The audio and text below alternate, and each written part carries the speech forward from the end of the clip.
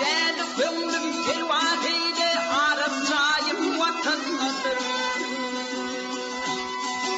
Okur ömrün ahlak eyle şöhret sanım vatandadır.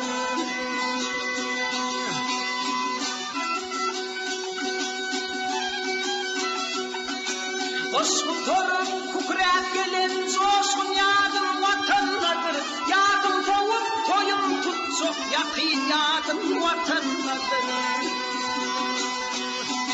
Yadilerden metken olmaz böyle kanım vatandadır.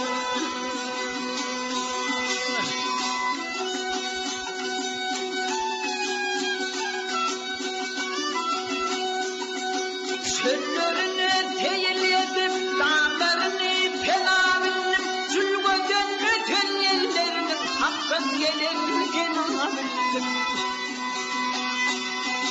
Dülle çölün dağ deryasın huday vurun bina bildim. Tutarından payha tanıp kızımını bağlım bildim. Bek tutunmak tatlınadım, imanım vatanladım.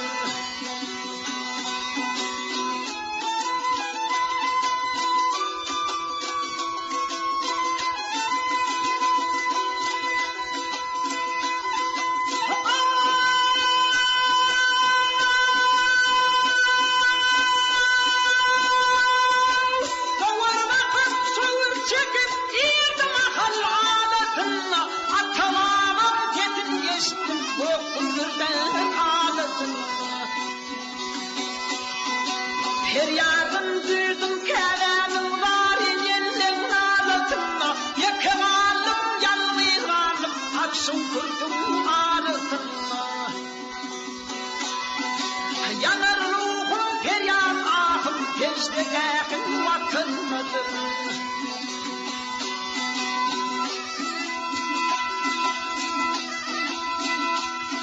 Topar başım alı tuttum ağır büyüdüm evladım ben.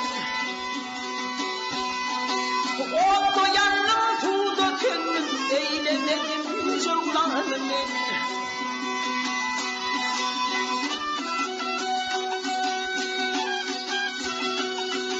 Keçip bali geçti bile en tepkürüm devranım ben. Her fırsatta o hakatını sağılmışım Mevlamım ben.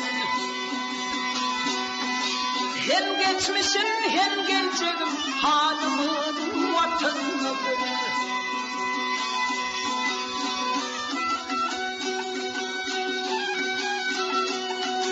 Keçip bali geçti bile en tepkürüm devranım ben.